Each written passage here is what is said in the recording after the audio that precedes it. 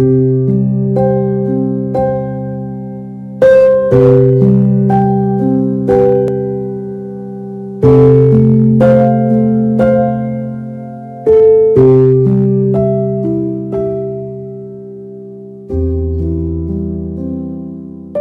Ibu dan saudara, kita akan malam ini kita akan melihat tentang tokoh Bapak Iman yang bernama Lot.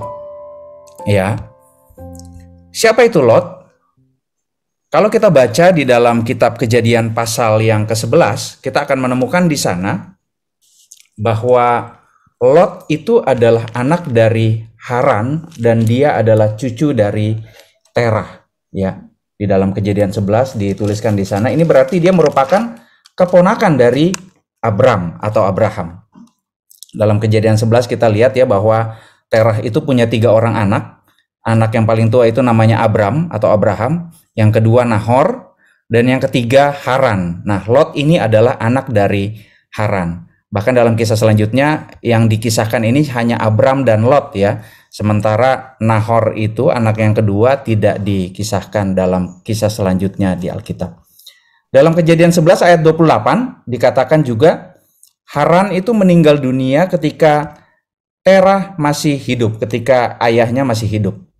Nah, menurut penjelasan dari Midrash ya, Midrash Bereshit Rabbah, yaitu tafsiran terhadap kitab Kejadian yang ditulis oleh rabi-rabi Yahudi kuno, namanya Midrash. Haran, ayah Lot ini meninggal pada usia yang kemungkinan masih muda. Dan dia meninggal di tangan Raja Nimrod. Kalau Bapak Ibu baca pasal-pasal sebelumnya ya, di sana dikatakan ada Nimrod yang sangat berkuasa. Nah, Haran itu meninggal di tangan Raja Nimrod ketika dia bersama Abraham diperhadapkan pada pilihan untuk mengakui apakah dia mau tunduk pada Nimrod atau dia berpihak kepada Abraham dan menyembah kepada Allah Abraham.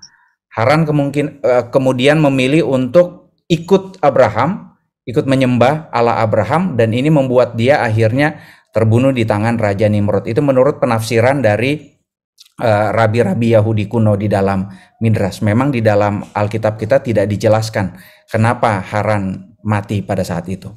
Nah, itulah sebabnya ketika Haran sudah tidak ada, Lot kemudian dikisahkan tinggal bersama dengan Terah, ya, eyangnya, dan juga tinggal sama Pak D-nya yaitu Abram, ya. Mereka beranjak dari Ur Kasdim dan kemudian menetap di Haran. Kita lihat dalam pasal 11 ayat 31. Nah, setelah Terah meninggal di Haran, kalau kita baca lagi dalam pasal 12 ya, maka Allah datang kepada Abram.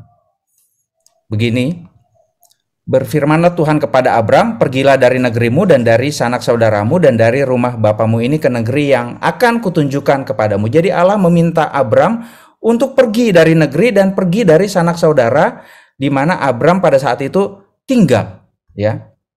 Nah, Abram pergi bersama dengan Sarai juga membawa Lot, ya. Di dalam ayat ini kan secara gamblang dinyatakan bahwa harus pergi sendiri meninggalkan sanak saudara, tetapi ternyata Abram membawa Lot. Lot ikut dengan mereka dan ini menandakan betapa Lot itu sangat dekat, sangat akrab dengan Abram dan Sarai.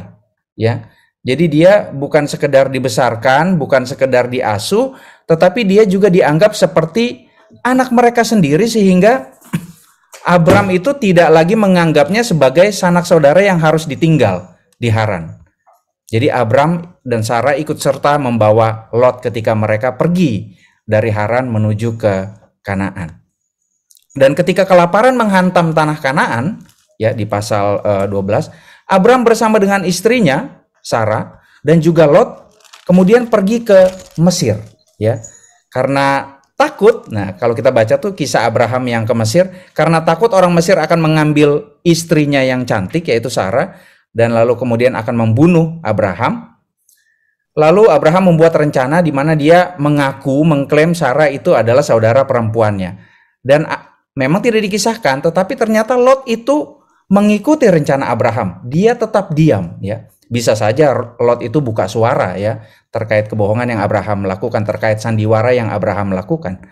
Tetapi Lot tetap diam, dia tidak mengungkapkan rahasia mereka. Ini menunjukkan betapa setianya Lot itu kepada Abram dan Sarah.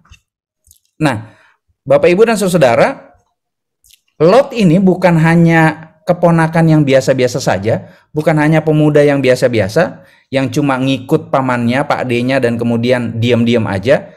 Tapi ternyata dia adalah seorang pengusaha muda yang sangat lihai dalam mengelola harta dan kepemilikannya, sehingga kalau kita baca ya, hartanya itu semakin lama semakin banyak, kepemilikannya semakin besar.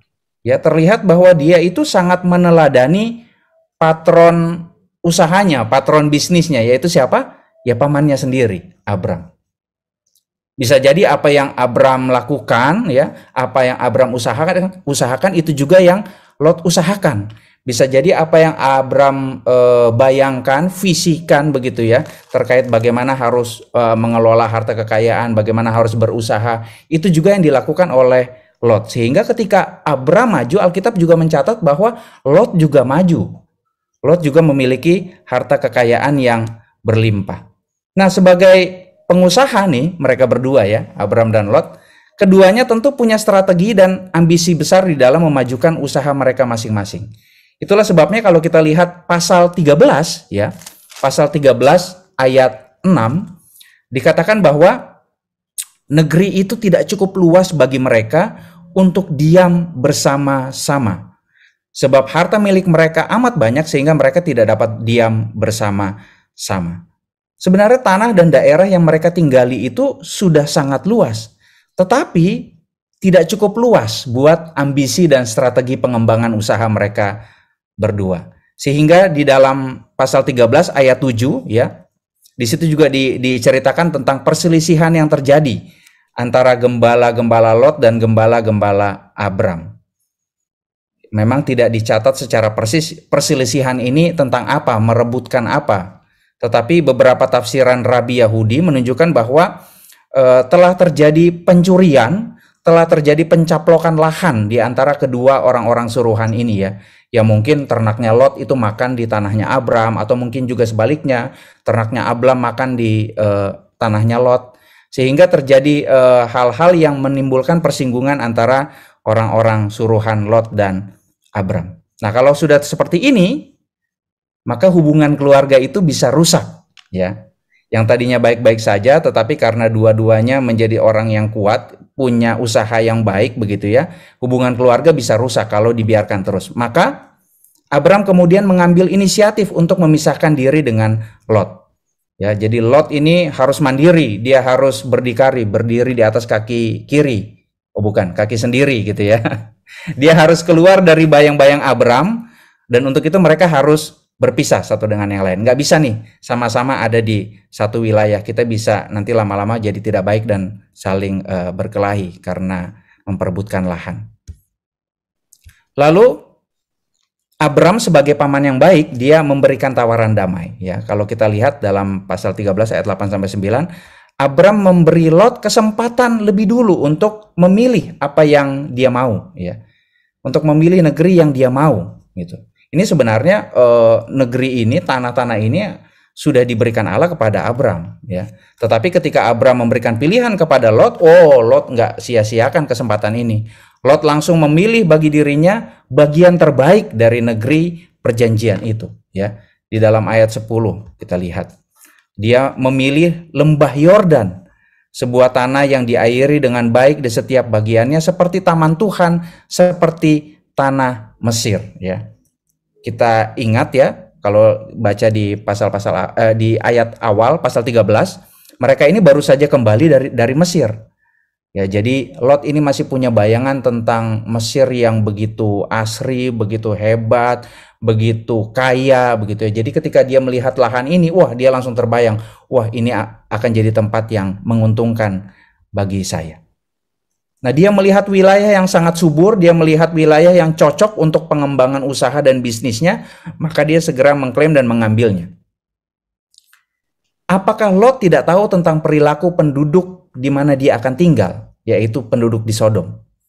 Kayaknya mustahil ya, dia tidak tahu. Seandainya pun Lot itu tidak tahu di awal, dia pasti tahu ketika dia tinggal di sana. Tapi kalau kita baca kemudian di pasal selanjutnya nanti di pasal 19, Lot tetap memilih berada di lingkungan itu, di lingkungan orang-orang berdosa, di daerah Sodom yang punya perilaku buruk, dan rupanya ini jadi pilihan yang kurang tepat bagi Lot, gitu ya. Ketika Lot memilih wilayah yang sangat subur di dekat daerah Sodom. Lalu kisah Lot ini dari pasal 13 berlanjut ke pasal 14.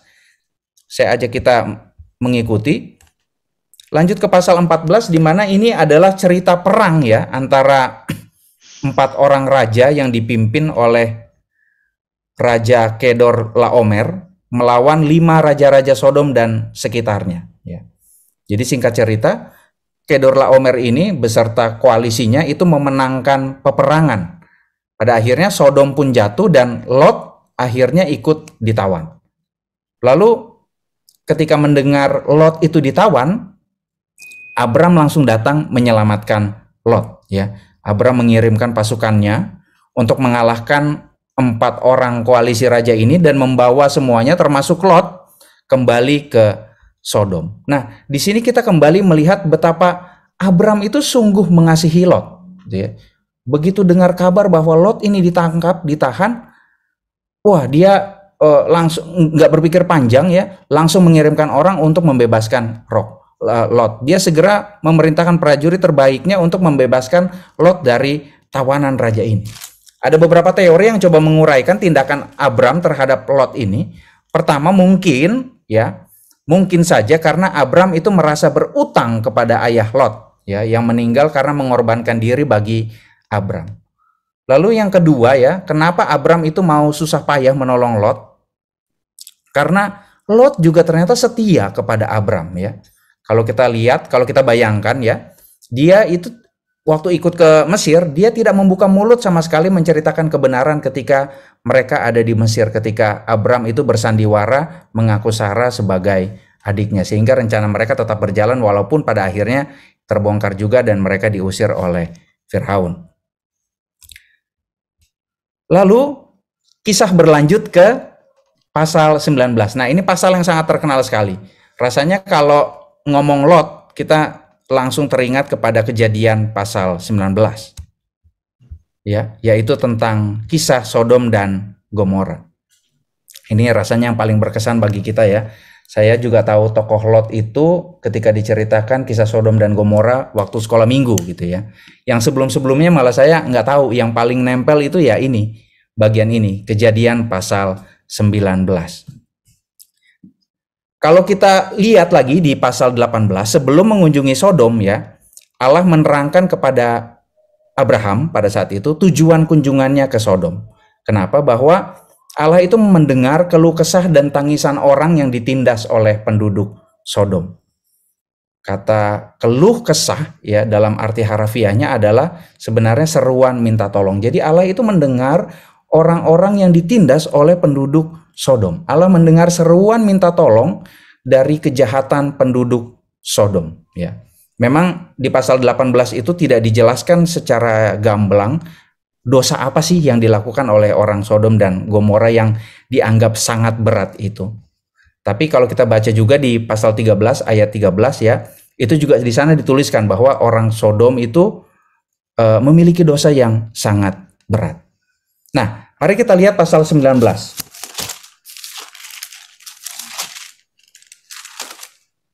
Pasal 19 itu dibuka dengan keterangan bahwa Lot itu sedang duduk di pintu gerbang Sodom ya, pintu gerbang kota Sodom. Dalam ensiklopedia Alkitab ya, International Standard dijelaskan bahwa duduk di pintu gerbang itu menunjuk kepada status Lot bahwa dia adalah seorang anggota dewan rakyat ya. Dia itu orang yang terhormat, dia bukan penduduk biasa, dia adalah anggota legislatif dan mungkin juga anggota peradilan di Sodom ya. Mengapa? Karena kalau kita lihat lagi di dalam pasal sebelumnya ketika Abram itu menolong Lot ya, dan juga Raja Sodom pada saat itu diselamatkan oleh Abram. Nah, kisah ini, penyelamatan ini sepertinya memberi dampak yang baik dan positif bagi Lot, sehingga Lot itu jadi orang yang disegani. Lot itu mendapat jabatan yang penting di kota Sodom sebagai anggota dewan kota. Lalu selanjutnya di ayat selanjutnya diperlihatkan sebagai seorang anggota dewan kota, ya, Lot itu melakukan kewajibannya mematuhi tradisi ketika dia menerima tamu dua orang asing, ya. Jadi ada dua orang asing yang datang dan kemudian Lot datang menyambut dan menerima dua orang asing ini. Oleh karena itu kalau kita baca di pasal 19 ini, di awal perikop ini mau menerangkan satu hal penting, yaitu apa? Hospitalitas, keramah tamahan Lot, ya. Jadi ketika Lot melihat dua orang asing ini datang, dia berdiri untuk menjemput mereka lalu sujud menyembah.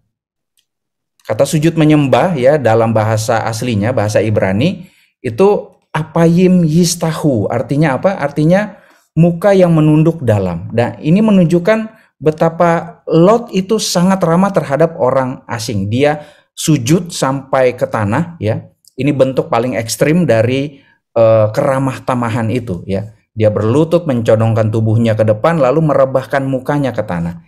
Ini satu sikap sangat menghormati, satu sikap yang sangat menerima tamu yang datang. Nah, dengan sikap sebagai seorang tuan rumah yang baik, Lot ini memperlihatkan budaya keramahan terhadap orang asing, ya. Kalau kita baca selanjutnya, dia menyediakan semua sumber daya rumahnya untuk mereka tinggal, gitu ya.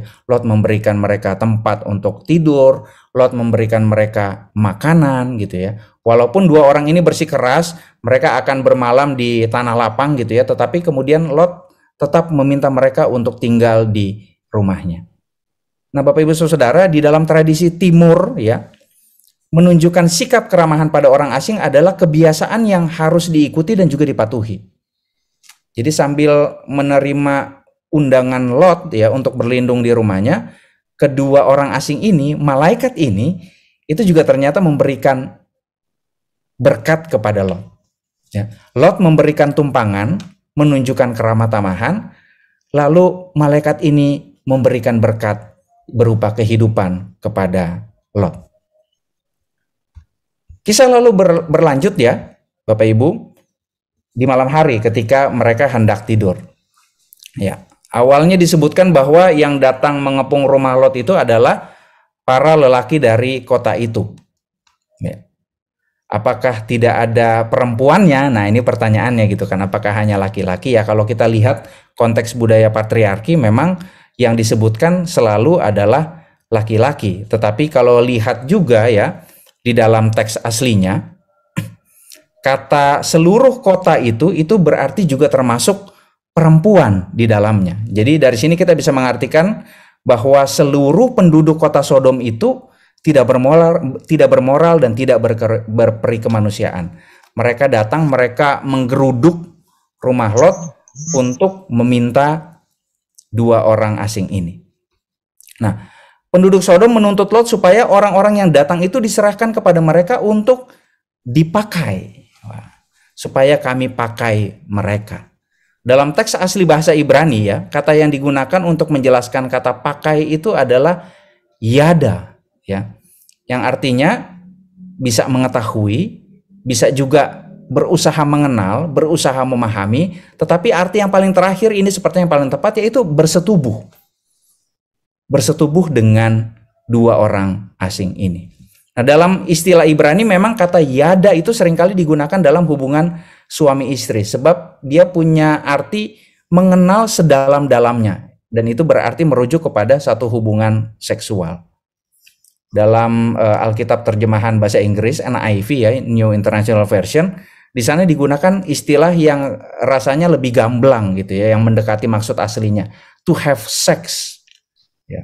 Jadi kata yada ini mau menunjukkan dosa penduduk Sodom secara turun-temurun, bahwa mereka ingin berhubungan seksual dengan dua orang asing itu, ya. Bahwa homoseksual itu adalah dosa yang besar yang dilakukan oleh orang-orang Sodom. Atas dosa homoseksual ini Allah lalu menghukum Sodom dan meluluh lantahkannya. Benar bahwa memang dalam kalimat itu tergambar hubungan seksual sesama jenis, begitu ya. Laki-laki yada kepada laki-laki. Tapi mari kita lihat dari sudut pandang lain yang lebih jelas ya. Yaitu hostilitas. Sebenarnya pasal ini mau menunjukkan bahwa dosa Sodom yang paling utama adalah pelanggaran terhadap keramah tamahan. Dalam tradisi budaya Asia Barat daya kuno ya, atau kebudayaan Timur, penghormatan kepada tamu itu adalah hal yang sangat penting ya. Menghormati tamu yang datang, orang asing, itu adalah hal yang sangat penting ya. Jadi begitu seorang pemilik rumah berbicara dengan orang asing, maka aturannya adalah mereka harus menjamu orang asing itu. Sebagai seorang tuan rumah itu harus melindungi tamunya dengan resiko apapun, bahkan mungkin kehancuran bagi dirinya atau juga bagi rumahnya. Selama tamu ada di rumah, maka tamu itu menjadi tanggung jawab penuh dari tuan rumah. Seandainya saja ada orang yang melukai tamu, berarti dia melukai si tuan rumah. Dan itu sebabnya Lot sampai rela memberi anak gadisnya sebagai ganti tamu-tamunya yang harus ia layani dan harus ia lindungi. Nah, menurut interpretasi kultural ini bisa disimpulkan bahwa sebenarnya dosa utama Sodom itu bukan homoseksualitas, tapi pelanggaran terhadap keramah tamahan. Bahwa mereka punya tradisi untuk menerima tamu, untuk menerima orang asing, tetapi ternyata dua orang asing ini tidak diterima dengan baik, bahkan digeruduk oleh penduduk satu kota. Penduduk di kota Sodom itu memang sudah berdosa berat ya, tapi diperparah juga dengan pelanggaran mereka terhadap adat istiadat keramah tamahan ini terhadap orang asing. Lalu yang kedua, Bapak Ibu dan Saudara, kita juga bisa lihat sudut pandang yang lainnya yang menurut saya lebih jelas daripada sekedar melihat bahwa dosa Sodom ini adalah dosa homoseksualitas, yaitu pemerkosaan dan kekerasan. Apa yang dilakukan oleh laki-laki Sodom yang datang menggeruduk rumah Lot saat itu bukan semata-mata tindakan mau berhubungan seksual sesama jenis, bukan. Hubungan homoseksual ya, sama seperti hubungan heteroseksual, itu kan menggambarkan ada ketertarikan, ada persetujuan satu sama lain ya, ada hubungan yang romantis, itu baru yang namanya hubungan. Tetapi tindakan seksual yang mau dilakukan oleh penduduk Sodom ini terhadap dua orang asing ini di rumah Lot, itu tidak berhubungan dengan hubungan yang romantis. Bukan ekspresi hasrat seksual yang muncul layaknya pacar atau suami istri yang mau berhubungan begitu ya. Tetapi yang mereka lakukan adalah perkosaan. Mereka hendak memperkosa dua orang asing ini ya. Bahasa Inggrisnya itu gang rape. Karena kenapa? Karena mereka memaksa melakukan itu tanpa persetujuan dari si korban. Bapak Ibu Saudara, menurut tradisi kuno yang sangat patriarkal, perkosaan terhadap laki-laki itu dianggap sebagai pelecehan tertinggi terhadap harga diri laki-laki. Ketika seorang laki-laki mau mempermalukan musuh yang ditaklukkannya, tindakan yang selalu dilakukannya adalah kemudian memperkosa musuh tersebut. Nah, ini bukanlah sebuah sexual attraction ya, tetapi sebuah bentuk kekerasan, bentuk kebencian untuk menunjukkan siapa yang berkuasa. Maka kalau kita lihat ya, tindakan iada para laki-laki terhadap dua laki-laki asing ini itu bukanlah sebuah perilaku homoseksual dalam arti kata hubungan, tetapi sebuah pemerkosaan, tetapi sebuah kekerasan. Dan Allah murka terhadap kekerasan ini. Pada titik ini Allah langsung hendak menghancurkan kota ini.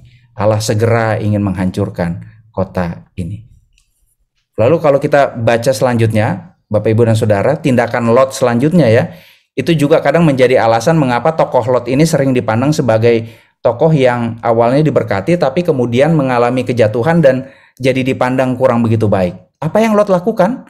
Lot menawarkan anak perempuannya yang masih perawan untuk menggantikan tamu-tamunya ini. Supaya anak-anak ini bisa dipakai, bisa diperkosa beramai-ramai sebagai ganti tamunya.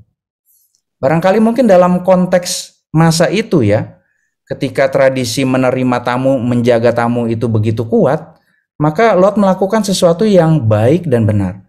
Tetapi dalam konteks kehidupan kita saat ini, tentu saja hal ini tidaklah benar. Dan ini adalah perbuatan yang sangat keji. Mengorbankan keluarga sendiri demi orang lain, atau mungkin mengorbankan orang lain demi orang lain, itu adalah tindakan yang tidak dapat dibenarkan. Nah, kita belajar satu hal dari Lot saat ini. Lalu kemudian kisah berlanjut ke istri Lot, ya. Jadi mereka kemudian dibawa keluar, dipaksa keluar oleh malaikat Tuhan ini, keluar dari Sodom. Mereka tiba di kota kecil yang bernama Zoar. Apa yang terjadi selanjutnya? Ketika mereka tiba di Zoar, tidak jauh dari Sodom dan Gomora, istri Lot kemudian menoleh ke belakang dan menjadi tiang garam. Wah, ini kisah yang sangat ngena sekali kepada anak-anak sekolah minggu ya. Saya rasa anak-anak sekolah minggu semua tahu. Begitu bilang istri Lot, oh yang jadi tiang garam ya. Ya. Jadi istri Lot itu kemudian menjadi tiang garam. Kenapa sih cuma menoleh ke belakang saja harus dihukum menjadi tiang garam? Nah, ini kan pertanyaannya seperti itu ya. Nah, pertama, istri Lot itu melanggar aturan ya. Dia melanggar term and condition yang telah ditetapkan sebelumnya. Bahwa malaikat sudah memperingatkan jangan menoleh ke belakang, tetapi tidak dilakukan oleh istri Lot. Dan yang kedua, dari kisah istri Lot ini kita juga belajar bahwa ketika Allah meminta kita berjalan mengikutinya, maka pandangan kita haruslah terarah ke depan, mengikuti pimpinan Tuhan. Kita tidak lagi mengingat-ingat kehidupan lama kita yang dipenuhi dengan dosa. Tuhan Yesus dalam Lukas 17 ayat 32, dia mengingatkan untuk menjadikan kisah istri Lot yang menjadi tiang garam ini sebagai peringatan. Ya. Istri Lot itu menoleh ke belakang ke arah Sodom dan Gomora, menandakan hatinya itu masih terpikat pada kehidupan Sodom dan Gomora yang penuh dengan dosa. Dan Allah tidak mau umatnya mengikutinya tetapi tidak dengan sepenuh hati. Allah menginginkan umatnya ikut ya sepenuh hati, jangan lagi ada ikatan terhadap kehidupan lama yang penuh dengan dosa. Kisah selanjutnya yang menjadi akhir dari perikop pasal 19 ini adalah tentang anak-anak perempuan Lot.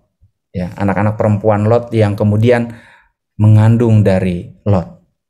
Jadi ketika mereka pergi dari Zoar, mereka tiba di Zoar, lalu kemudian mereka harus pergi dari Zoar, dan Lot memutuskan untuk tinggal di gua karena dia takut Zoar itu akan jadi Sodom yang kedua yang akan dimusnahkan gitu ya. Lalu mereka tinggal di gua, tidak punya teman siapa-siapa, tidak ada laki-laki yang menghampiri anak-anak perempuan ini. Anak-anak perempuan ini ingin sekali punya keturunan. Karena nggak ada laki-laki yang datang, maka mereka punya rencana untuk mewujudkan keinginan mereka, walau rencana itu adalah sebuah kesalahan. Kenapa? Karena dilakukan tanpa persetujuan Lot atau tanpa Lot dalam keadaan sadar. Ya. Akhirnya mereka dikisahkan mereka tidur dengan ayah mereka sendiri, lalu mereka masing-masing mengandung dan melahirkan anak-anak. Anak dari anak perempuan pertama dinamakan Moab, ya. Anak dari anak perempuan yang kedua dinamakan Amon. Kata Moab sendiri itu artinya berasal dari ayah, ya. Jadi benar-benar menunjukkan bahwa anak ini itu berasal dari ayah si ibu, gitu ya. Dan Amon itu adalah anak dari bangsaku, itu arti harafiahnya. Berarti ayah dan ibu dari Moab dan Amon ini masih satu keluarga, ya. Kemungkinan anak-anak Lot itu terpengaruh oleh budaya hidup kota Sodom, ya.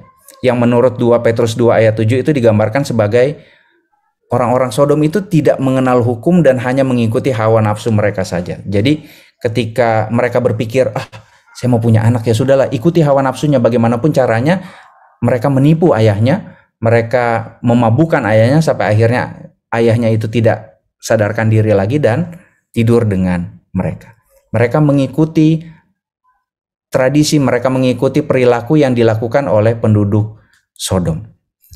Bapak Ibu Saudara, ada beberapa hal yang bisa kita pelajari dari tokoh Lot. Yang pertama, Lot mendapat kasih karunia Allah melalui Abraham, ya. Jadi berkat dan kasih karunia Allah tercurah bagi kita melalui hidup orang lain. Kalau kita baca ya, Allah itu mengingat Abraham ketika dia memandang Lot. Jadi ketika Allah itu mengasihi Lot, Allah itu membebaskan Lot dari Sodom itu karena ia mengingat janjinya kepada Abraham. Ketika Allah berjanji kepada Abraham, maka janji itu juga berlaku kepada orang yang Abraham kasihi, termasuk di dalamnya Lot. Jadi dari sini kita belajar bahwa mari kita melihat bahwa orang lain itu juga bisa menjadi saluran berkat Allah bagi kita. Melalui orang lain kita diberkati oleh Allah. Seperti halnya Lot yang diberkati oleh Allah melalui Abraham. Lalu yang kedua, hidup menjauhi pengaruh yang tidak baik atau hal-hal yang dapat menjauhkan kita dari Allah. Dalam 2 Petrus 2 ayat 7-8 dikatakan bahwa Lot dalam kebenaran dan ketaatannya dia menderita dan tersiksa karena tinggal di antara orang yang setiap hari melakukan hal-hal yang tidak benar. Dalam kesuksesannya ya, ternyata dalam ketaatannya juga kita yakin dan percaya bahwa Lot ini tetap taat dan setia kepada Allah. Bahkan dikatakan Lot ini adalah orang yang benar ya, tetapi dia tinggal di tempat yang tidak benar. Dia melihat perilaku yang tidak benar setiap hari dan pada akhirnya dia tersiksa gitu ya. Di sana dikatakan dia tersiksa dan dia menderita karena dia harus menyaksikan hal-hal yang tidak baik. Kalau kita ingat 1 Korintus 15 ayat 33 mengatakan pergaulan yang buruk dapat merusakkan kebiasaan yang baik. Lot mungkin bisa bertahan, tapi tidak demikian dengan istri dan anak-anaknya. Ya, istrinya kemudian menjadi tiang garam karena dia tidak taat, karena dia masih berpikir tentang apa yang ada di belakang. Hatinya masih terpaut pada hartanya di Sodom gitu ya. Sehingga dia harus menengok ke belakang. Lalu juga anak-anaknya tanpa berpikir lagi mereka mengelabui ayahnya, kemudian tidur dengannya dan akhirnya memiliki keturunan darinya. Bahkan kalau kita lihat menjelang akhir Lot sendiri jatuh ya. Ketika di pasal 19 kita lihat dalam pelariannya dari Sodom, Lot itu berlama-lama mau keluar dari Sodom. Dia seolah-olah nggak ikhlas, nggak tega meninggalkan Sodom. Padahal Lot sudah disuruh keluar. Ayo bergegas segera keluar dari Sodom karena penghukuman Allah sebentar lagi akan datang. Yang ketiga, Bapak Ibu Saudara, dari Lot juga kita belajar terbuka dan mengasihi orang lain, bahkan kepada orang-orang yang asing, bahkan kepada orang-orang yang berbeda dengan kita. Ramah dan terbuka ini bukan hanya sekedar kewajiban tradisi saja. Banyak orang bilang katanya kita sebagai orang Timur kita harus jadi orang yang ramah tamah gitu ya. Kita harus sopan, kita harus menerima orang yang datang gitu kan tanpa kita tahu dia siapa. Bukan hanya sekedar pemenuhan terhadap kewajiban tradisi saja, tetapi sebuah konsekuensi iman. Sebagai orang Kristen kita harus memiliki keramah tamahan. Sebagai orang percaya kita wajib menyambut siapa saja, bahkan orang asing. Semata-mata karena kita sendiri yang adalah manusia berdosa dan terasing dari Allah, kita pun disambut oleh Allah lewat kasih dan pengorbanan Yesus Kristus. Maka dari kisah ini kita belajar untuk mau terbuka, ramah terhadap orang lain di sekitar kita.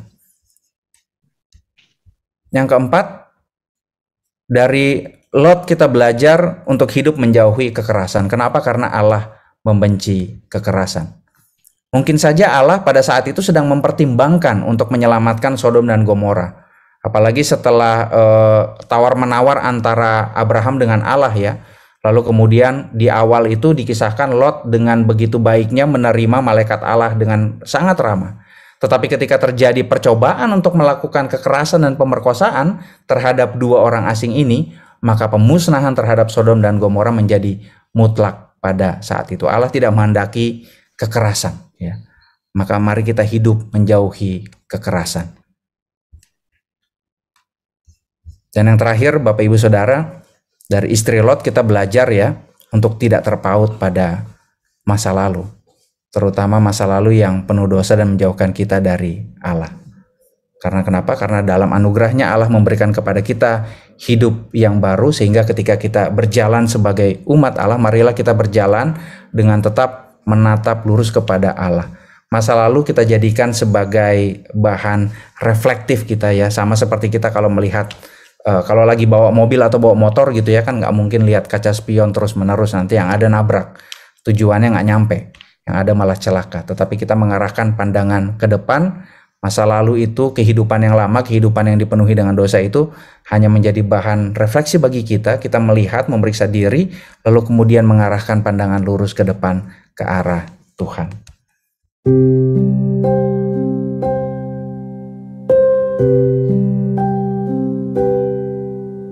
Bapak Ibu, hari ini kita akan memahami, kita akan sama-sama mengenal salah satu tokoh yang juga cukup terkenal di Alkitab, yakni terkhusus di bagian Perjanjian Lama. Hari ini kita akan mengenal Ismail. Nah, kalau misalnya Bapak Ibu lihat di Warta Jemaat kan, harusnya itu minggu ini kita bahas Sodom dan Gomora. Cuman kan kemarin 2 minggu lalu itu udah sempat dibahas sama Kak Anas dengan sangat baik. Jadi kita maju temanya ke Ismail. Nah, hari ini kita akan bahas Ismail terkhusus dalam catatan-catatan yang ada di Perjanjian Lama. Namun memang perlu disadari bahwa kisahnya tidak banyak dicatat. Jadi Ismail ini kisahnya ini sangat minim. Jadi kita akan ada banyak perkiraan dan juga upaya untuk melihat catatan-catatan yang lain.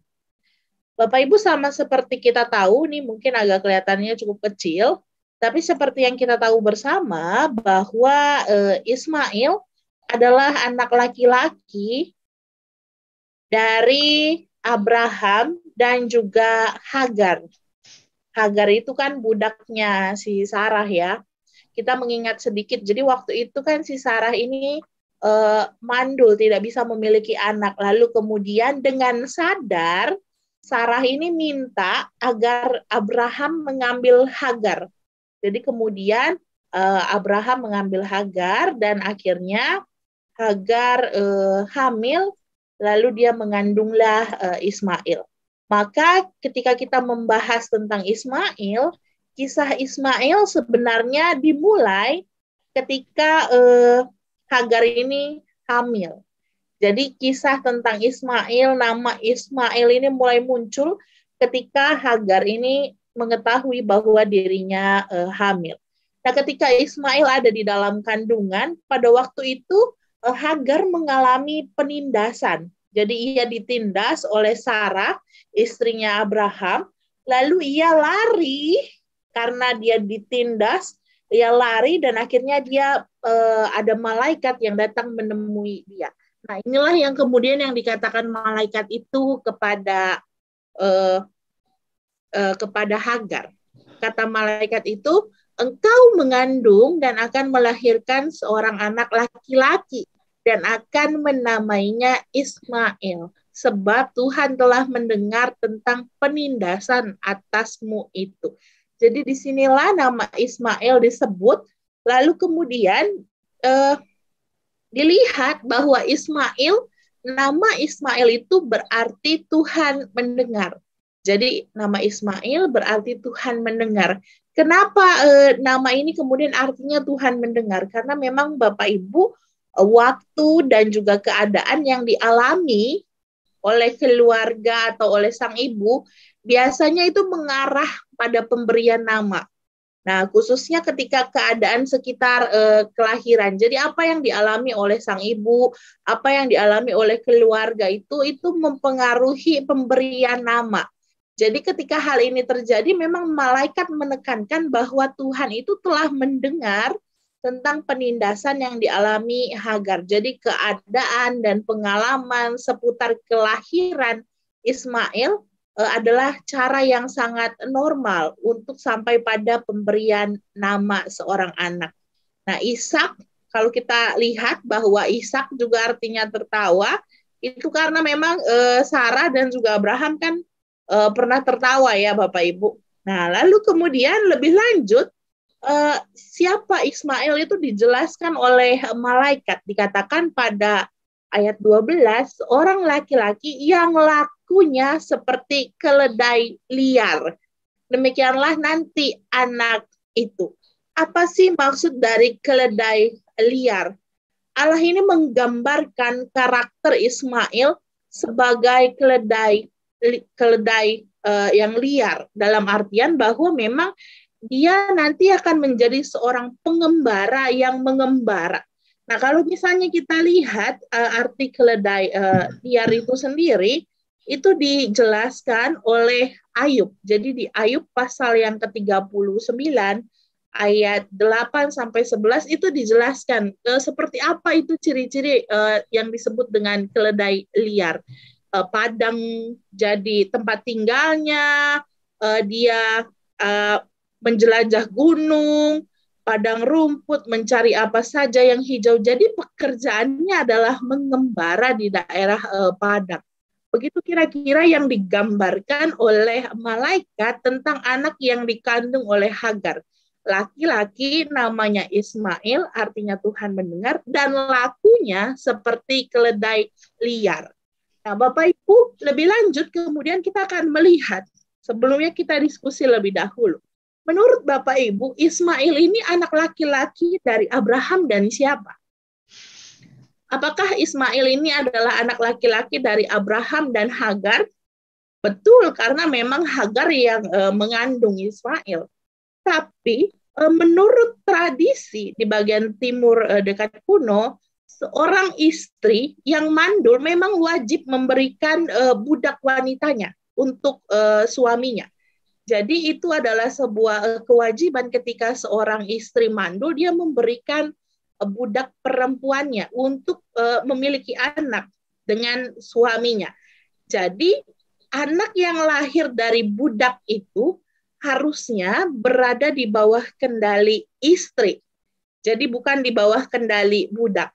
Jadi memang secara tradisi Sarah itu adalah ibu dari Ismail secara tradisi. Sarah yang tidak memiliki putra, tetapi dia memberikan Hagar untuk mengandung seorang putra dari suaminya, maka Ismail itu secara tradisi adalah anak Sarah. Tetapi memang secara biologis begitu, ya dia anaknya Hagar, Ismail. Tapi secara tradisi Ismail adalah anaknya Sarah dan Abraham. Lalu Bapak Ibu kemudian ketika Ismail lahir, berapa usianya Abraham? Ketika Ismail lahir, Abraham itu berusia 86 tahun. Ini dicatat dalam Kejadian 16 ayat yang ke-16.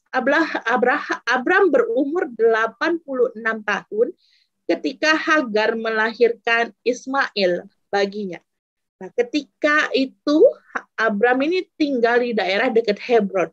Jadi ketika Ismail berusia 13 tahun, Tuhan ini buat perjanjian. Nah, Bapak Ibu ingatkan ya, waktu itu Tuhan buat perjanjian dengan Abraham. Dibilang bahwa kamu harus mengadakan sunat. Semua laki-laki, kamu, budakmu laki-laki, anakmu laki-laki, semua harus disunat. Itulah tanda perjanjian dengan Tuhan. Nah, si Ismail juga terlibat dalam tanda perjanjian ini. Jadi Ismail ketika dia disunat, dia itu berumur 13 tahun. Jadi Tuhan membuat perjanjiannya dengan Abram, lalu mengganti namanya menjadi Abraham, yang menurut dan semua anggota yang laki-laki harus disunat, termasuk Ismail anaknya yang dari Hagar. Anaknya bersama dengan Sarai dari Hagar.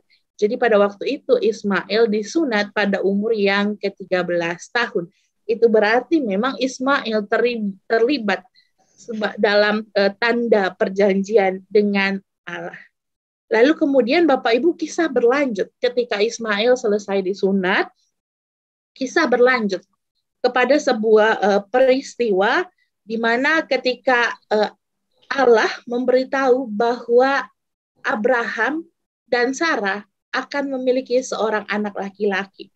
Jadi dikatakan bahwa akan lahir anak laki-laki bagi Abraham dari Sarah. Tapi apa tanggapan dari Abraham? Abraham mikir, kita kan udah tua nih, gimana kita punya anak gitu. Tapi selain itu yang dipikirkan oleh Abraham, ternyata Abraham juga memikirkan Ismail.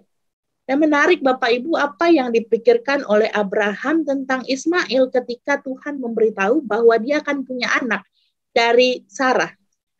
Ternyata Abraham memikirkan anaknya yang pertama gitu, anaknya dari si Hagar ini. Dia memikirkan Ismail. Dikatakan pada ayat yang ke-8 di pasal 17, dan Abraham berkata kepada Allah, sekiranya Ismail diperkenankan hidup di hadapanmu. Abraham berkata, sekiranya Ismail diperkenankan hidup di hadapanmu. Apa maksudnya dari kalimat ini?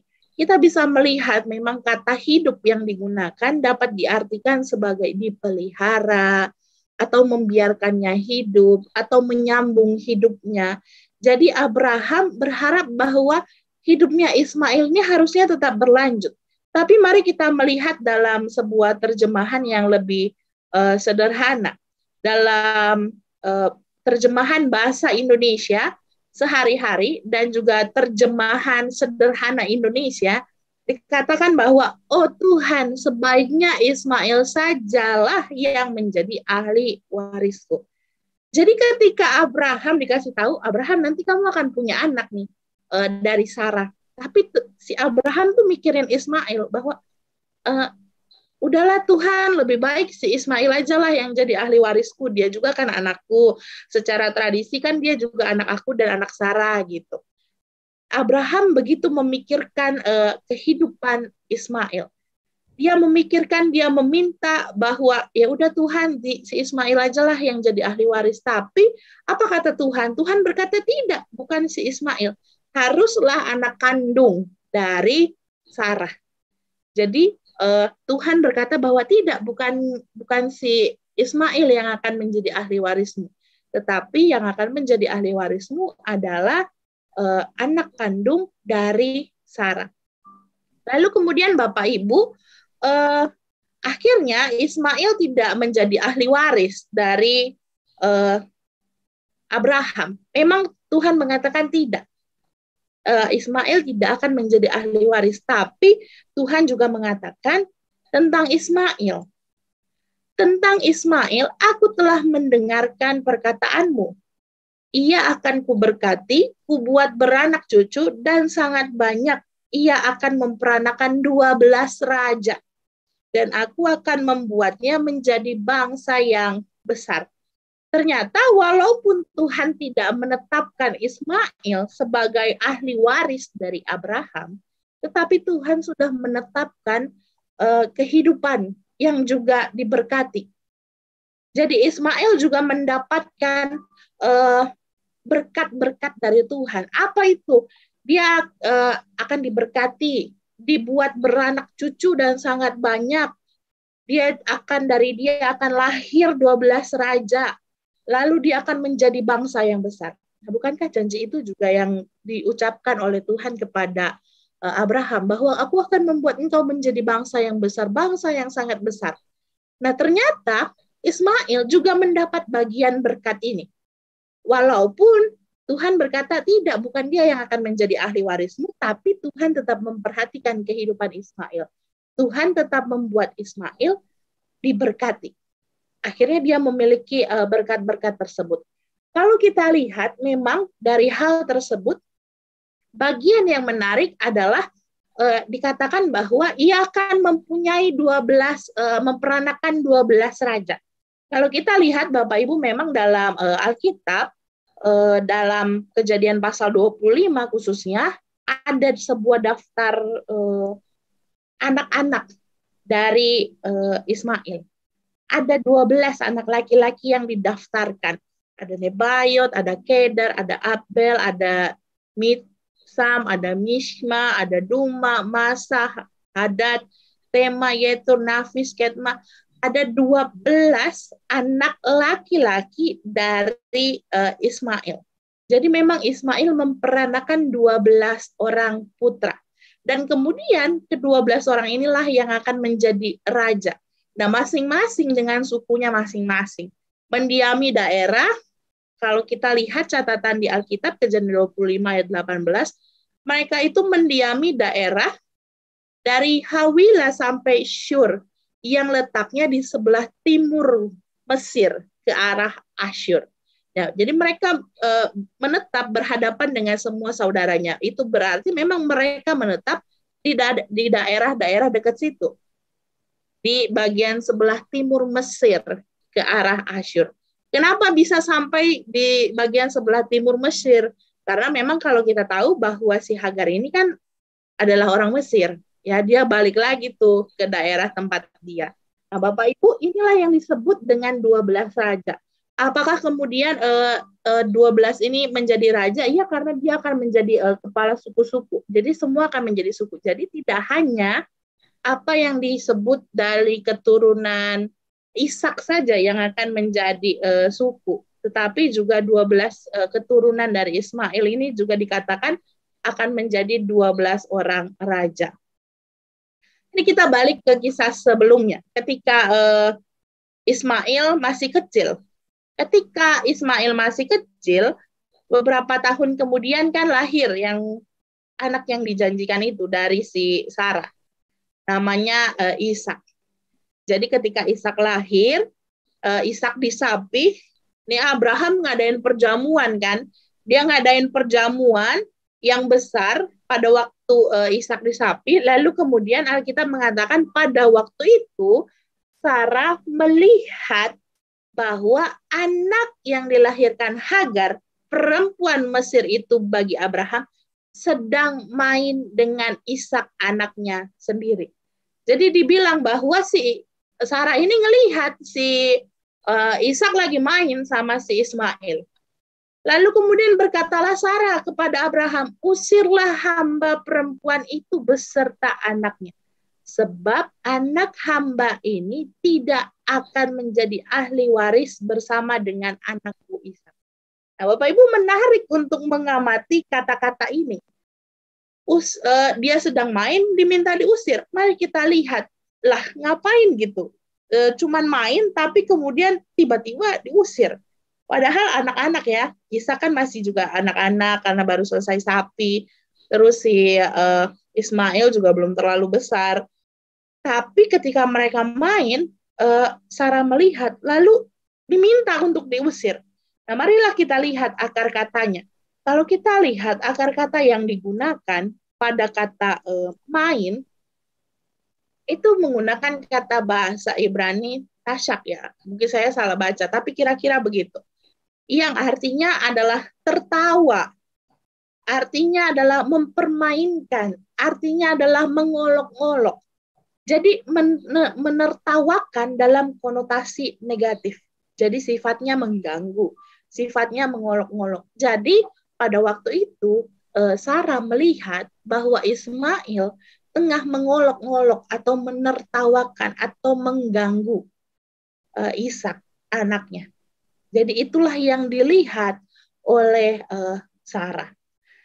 Lalu kemudian kita bisa melihat ketika hal ini terjadi, lalu kemudian Sarah meminta Abraham, usirlah hamba perempuan itu beserta dengan anaknya. Kita bisa melihat Bapak Ibu respons yang diberikan oleh Abraham. Abraham tidak langsung mengusir. Jadi pas diminta usirlah anak itu beserta dengan ibunya beserta dengan anaknya. Abraham nggak langsung bilang, oh ya udah kamu pergi sekarang. Enggak. Tetapi ada sebuah pergumulan yang dialami oleh Abraham.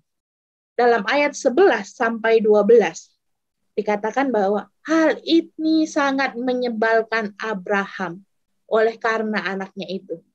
Jadi Abraham mengalami sebuah pergumulan ketika dia melihat apa yang terjadi dengan anak-anaknya, lalu kemudian Sarah meminta Abraham untuk mengusirnya. Tetapi Allah berfirman kepada Abraham, jangan sebal hatimu, karena hal anak dan budakmu itu dalam segala yang dikatakan Sarah kepadamu, haruslah engkau mendengarkannya, sebab yang akan disebut keturunanmu ialah yang berasal dari Ishak. Nah, Bapak Ibu, kita dapat melihat sebenarnya memang Abraham ini memperlakukan Ishak dengan sangat baik. Kita bisa melihat bahwa sebenarnya Abraham ini mencemaskan kehidupan Ishak. Bahkan ketika Tuhan menyatakan bahwa Sarah akan memiliki anak, tadi pada bagian sebelumnya, kan Abraham bilang, nggak usahlah Tuhan, udahlah si Ismail aja yang jadi ahli warisku. Tapi kan Tuhan bilang, enggak, bukan si Ismail. Kita bisa melihat bahwa Abraham begitu memikirkan kehidupan Ismail. Bahkan setelah kelahiran Ishak pun, Abraham bersikap baik terhadap Ismail. Dan dia sedih karena keinginan Sarah untuk mengusirnya. Di sisi lain, memang Sarah melihat Ismail itu sebagai sebuah ancaman bagi posisi Ishak dalam keluarga.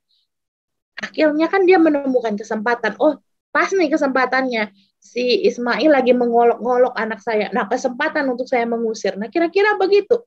Tetapi permintaan untuk mengusir pelayan perempuan dan putranya tidak didasarkan pada perintah Sarah. Tetapi apa yang dilakukan oleh Abraham, dia mendasarkannya pada apa yang dikatakan Tuhan. Abraham mengikuti perintah Tuhan. Kan Tuhan bilang, tetapi firman Tuhan kepada Abraham, janganlah susah janganlah susah karena hal itu. Janganlah sebal hatimu karena hal anak dan budakmu itu. Dalam segala hal yang dikatakan Sarah, haruslah kamu mendengarkannya. Jadi yang minta Abraham untuk mendengarkan Sarah itu adalah Tuhan. Jadi Abraham mengikuti perintah Tuhan. Oleh sebab itu, setelah pesta itu berlalu, keesokan harinya, pagi-pagi Abraham mengambil roti serta sekirbat air dan memberikannya kepada Hagar. Ia meletakkan itu beserta anaknya di atas bahu Hagar, kemudian disuruhnya lah perempuan itu pergi. Maka pergilah Hagar dan mengembara di padang gurun Beersheba. Nah, Bapak Ibu, apa yang dilakukan Abraham, dia melakukannya karena memang dia mengikuti perintah Tuhan. Walaupun memang dia bergumul sekali tentang kehidupan anaknya, kehidupan Ismail.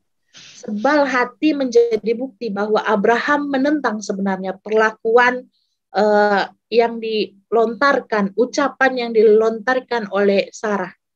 Pertanyaannya juga harus ditanyakan, apakah yang Ismail lakukan adalah ancaman? Itu mungkin menjadi ancaman bagi Sarah. Tetapi kita bisa melihat bahwa permintaan untuk mengusir anak, kalau tadi kan kita lihat bahwa memang Ismail ini secara tradisi akan jadi anaknya Sarah dan juga jadi anaknya Abraham.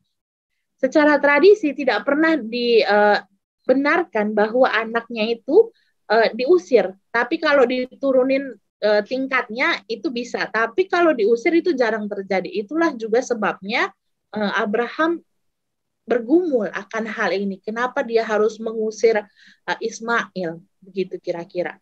Lalu kemudian Bapak Ibu, kita bisa melihat apa yang terjadi. Kalau misalnya kita lihat peristiwa ini, kita bisa melihat di ayat selanjutnya, dalam perjanjian baru, peristiwa yang terjadi antara Ishak dan Ismail, mereka yang main itu juga disinggung dalam perjanjian baru. Ada di Galatia. Di Galatia pasal 4 ayat 29. Ini menggambarkan bahwa apa yang dilakukan Ismail itu memang hal yang tidak baik. Tetapi seperti dahulu, dia yang diperanakan menurut daging, menganiaya yang diperanakan menurut roh. Demikian juga sekarang ini. Jadi hal ini sebenarnya apa yang diungkapkan di Galatia sedang menggambarkan apa yang terjadi pada waktu itu antara Ismail dan juga Ishak. Ismail dan ibunya diusir dari keluarga Abraham untuk kemudian mereka mengembara di padang gurun sekitar Beersheba. Pada satu titik mereka pernah mengalami hampir mati karena kehausan, karena kehausan, kehabisan air. Lalu kemudian ketika Tuhan mendengar anak itu, lagi-lagi arti nama Ismail, Tuhan mendengar. Ketika Tuhan mendengar suara tangis, Tuhan membuat Hagar melihat bahwa ada air di sana. Sehingga Tuhan menyediakan air sehingga Hagar dan Ismail bisa minum. Dengan bantuan Tuhanlah Ismail menjalani sisa hidupnya di padang pasir, khususnya di padang gurun Paran kalau dikatakan. Dan disinilah dia menjadi mahir dalam menggunakan busur. Dikatakan bahwa memang Ismail tumbuh dan pandai jadi menggunakan busur. Dan juga dia memiliki kedekatan dengan Mesir. Setelah latar belakang ibunya kan tadi adalah orang Mesir. Nah, Bapak Ibu, kemudian kisah berlanjut. Ketika mereka sudah diusir, Ismail tumbuh besar. Seperti yang tadi dikatakan, dia punya 12 anak, tapi dari mana ke-12 anaknya ini? Ismail itu menikah dengan orang Mesir. Jadi memang kan dia tinggal di dekat daerah Mesir, dia menikah dengan orang Mesir, memiliki 12 anak, tapi kita nggak pernah tahu ada berapa anak perempuannya Ismail. Yang dicatat di Alkitab hanya ada satu anak perempuannya Ismail, yakni namanya Mahalat. Mahalat inilah yang kemudian akan menjadi istri dari Esau.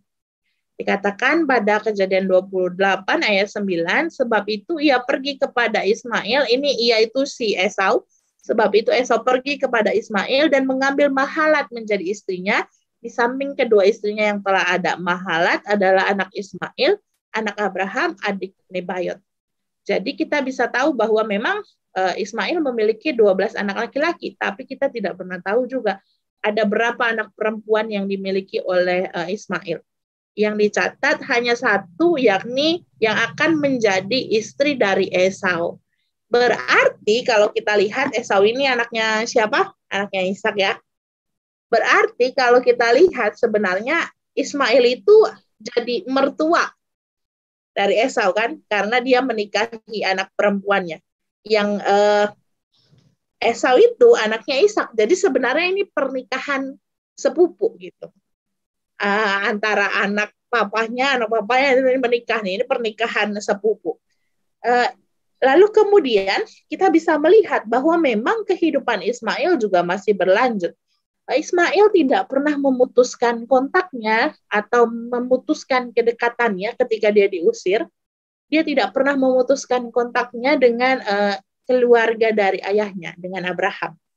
Karena memang sistemnya adalah patriarki, jadi memang Ismail tidak pernah memutuskan kontaknya walaupun dia diusir. Ini terbukti dari mana? Terbukti dari ketika Abraham mati. Pada kematian Abraham, dikatakan pada Kejadian 25 ayat 9, dan anak-anaknya Ishak dan Ismail menguburkan dia di dalam gua Makpela. Jadi Bapak Ibu, kita tahu bahwa memang pada saat kematian Abraham, Ismail ini hadir.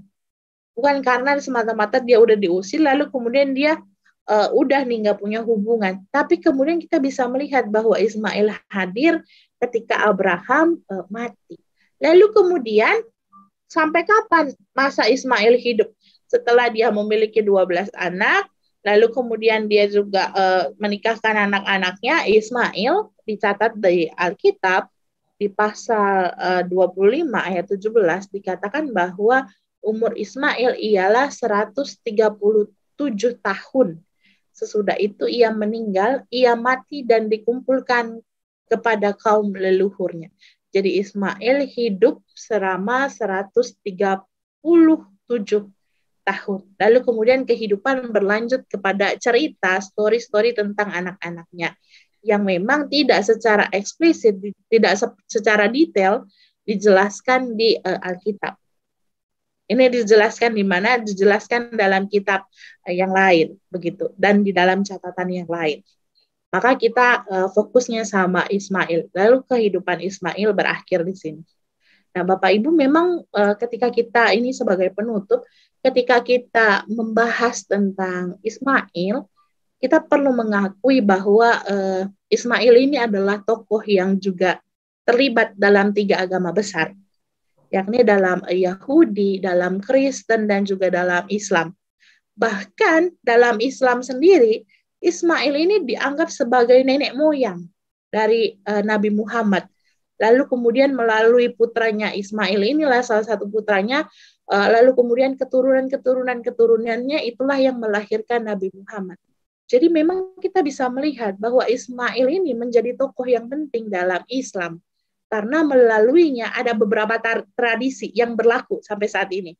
Ada beberapa tradisi di dalam Islam, juga kewajiban di dalam Islam yang berlaku sampai saat ini terhadap apa yang terjadi dengan Ismail. Salah satunya yakni mengenai keberadaan sumur Zam-Zam.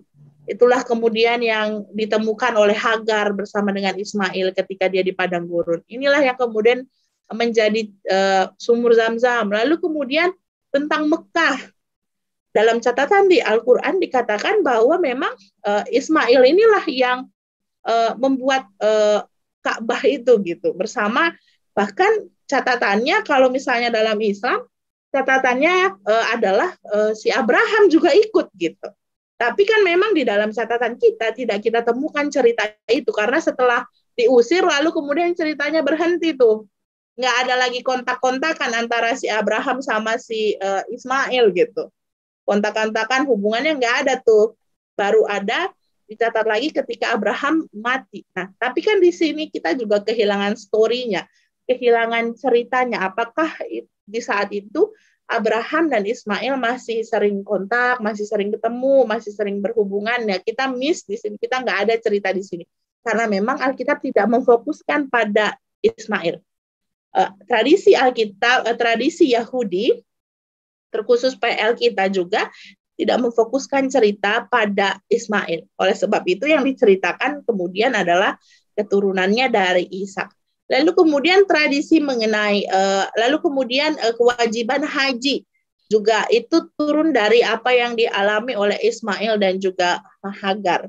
Lalu kemudian kurban itu juga turun dari apa yang dialami oleh Ismail ketika dia dikurbankan. Nah, ini menarik nih Bapak Ibu, dalam Islam melihat bahwa yang dikurbankan, kalau kita akan di Alkitab jelas ditulis Ishak. Tetapi ketika teman-teman kita dari Islam memandang bahwa yang dikurbankan adalah Ismail, gitu. Memang ada perbedaan tokoh Ishak apa Ismail. Nah, ini menjadi pegangan masing-masing, punya pandangannya masing-masing yang mana. Tapi memang secara berbeda Alkitab menyatakan itu adalah Ishak. Nah, teman-teman yang Muslim melihat itu adalah Ismail. Nah, tapi inilah yang kemudian kita bisa lihat bahwa Ismail ini menjadi tokoh yang dianggap penting dalam Islam. Apakah tokoh ini juga menjadi penting dalam Alkitab? Jelas. Kenapa? Karena kalau nggak penting nggak mungkin dicatat ya. Jelas Ismail menjadi tokoh yang penting. Jelas Ismail menjadi tokoh yang dibahas di Alkitab untuk memperlihatkan kepada kita bahwa ya memang Abraham punya 2 anak, lalu kehidupan anak-anaknya baik Ishak maupun Ismail, keduanya diberkati oleh Tuhan. Keduanya diberkati oleh Tuhan dengan begitu luar biasa, bahkan Tuhan mengatakan dia akan beranak cucu, menjadi bangsa yang besar. Nah, sedangkan memang dalam tradisi Yahudi dan Kristen, kenapa sih tokoh Ismail ini tidak disorot? Karena memang kisahnya akan terhenti. Keturunan yang disorot adalah keturunan dari Ishak. Kenapa? Karena dari Ishaklah akan menjadi nenek moyang dari bangsa Israel. Nah, ini Bapak Ibu kita bisa melihat perbedaan sorotan. Yang pertama menyorot tentang Ismail karena memang agama Islam akan fokus pada keturunannya, lalu kemudian keberadaan Nabi Muhammad. Tetapi pada tradisi Yahudi dan juga Kristen akan fokus kepada Ishak, lalu kemudian karena keturunannya akan terbentuk bangsa Israel, lalu kemudian dari situ akan ada janji tentang Mesias. Nah, itulah yang dipegang oleh Kristen, lalu kemudian sampailah kepada keturunannya yakni Yesus. Tapi kalau Yahudi tidak sampai kepada Yesus, dia masih mencari nih Mesiasnya yang mana. Kira-kira begitu Bapak Ibu, kenapa kemudian menjadi perbedaan fokus antara Yahudi, Kristen, dan juga Islam. Tapi ketiga kisah ini, ketika kita coba baca, memang dibaca dalam rangka untuk saling melengkapi, untuk tahu memang apa yang terjadi setelah kisah-kisah tersebut.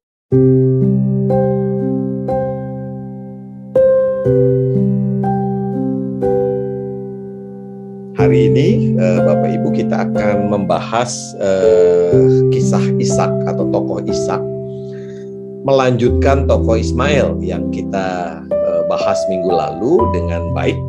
Nah, dan seperti juga kisah Ismail yang minggu lalu kita diskusikan, kisah tentang Ishak juga sebenarnya tidak terlalu banyak dituliskan dalam Alkitab.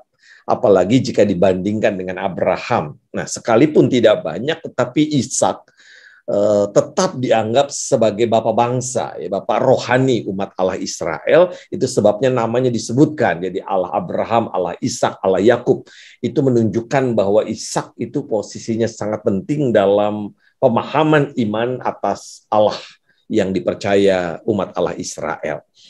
Nah, kehadiran Ishak sendiri dimulai dari janji Tuhan dalam pasal 18, jadi Kejadian pasal 18, ayat 9 sampai dengan ayat yang ke-15, ketika malaikat Tuhan menjumpai Abraham, lalu di situ malaikat Tuhan bertanya, di mana istrimu Sarah? Lalu dijawab, di sana, ada dalam kemah.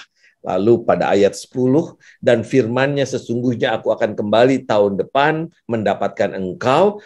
Pada waktu itulah Sarah istrimu akan mempunyai anak laki-laki. Dan Sarah mendengarkan pada pintu kemah di belakangnya. Lalu kemudian tertawalah ayat 13, mengapa Sarah tertawa dan berkata, sesungguhnya aku akan melahirkan anak, sedangkan aku telah tua. Nah, kata tertawa inilah yang menjadi cikal bakal nama Ishak.